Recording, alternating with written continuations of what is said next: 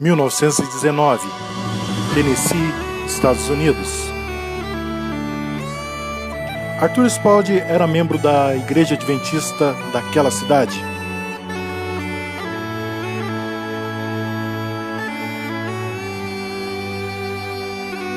Um dia seu filho entrou em um grupo de escoteiros.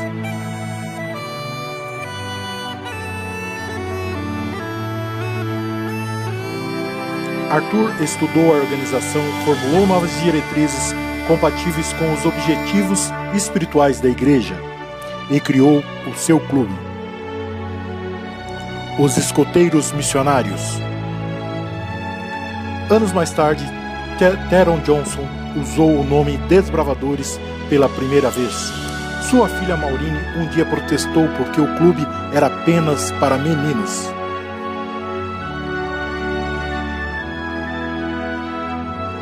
Sua mãe então cria um clube para meninas.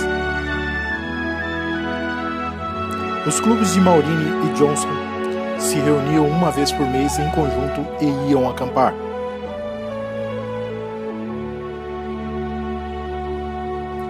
É difícil saber como tal programa podia ser tão combatido. Então vieram os desafios. 11 anos se passaram e a ideia dos desbravadores continuou a ser rejeitada.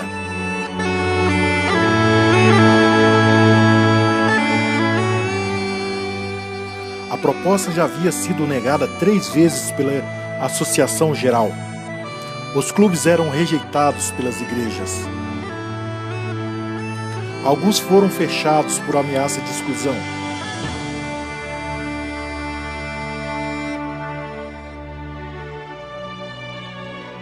Inclusive, o Dr. Teron Johnson foi excluído. E apesar das dificuldades, a chama permanecia acesa. Poucos se lembravam do Conselho do Espírito de Profecia há quase 50 anos antes. Temos hoje um exército de jovens que podem fazer muito se forem devidamente orientados e encorajados. 115 anos depois dessa declaração, nós podemos dizer: sim, nós temos esse exército de jovens hoje. E ele se chama Clube de Desbravadores.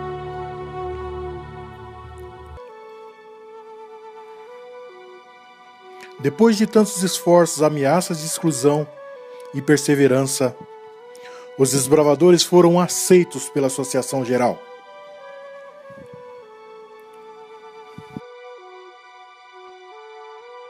Mas mesmo depois de oficializado, esse ministério ainda continua a enfrentar desafios. Os desbravadores chegam no Brasil 10 anos depois, quando o primeiro clube é organizado em Ribeirão Preto e o pastor Cláudio entra na igreja de uniforme e ele é acusado de louco.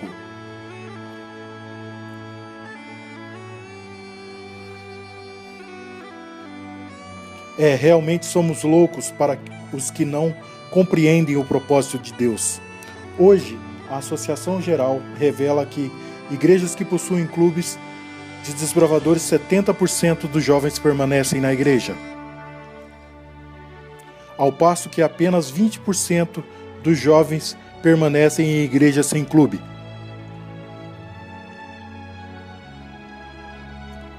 Não são apenas acampamentos.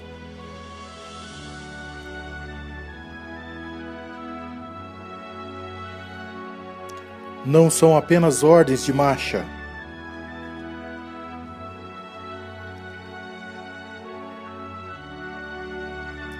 Não são apenas especialidades.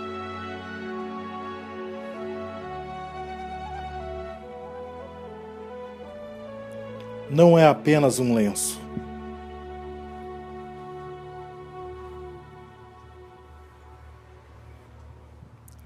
São meninos e meninas que deram as costas ao mundo.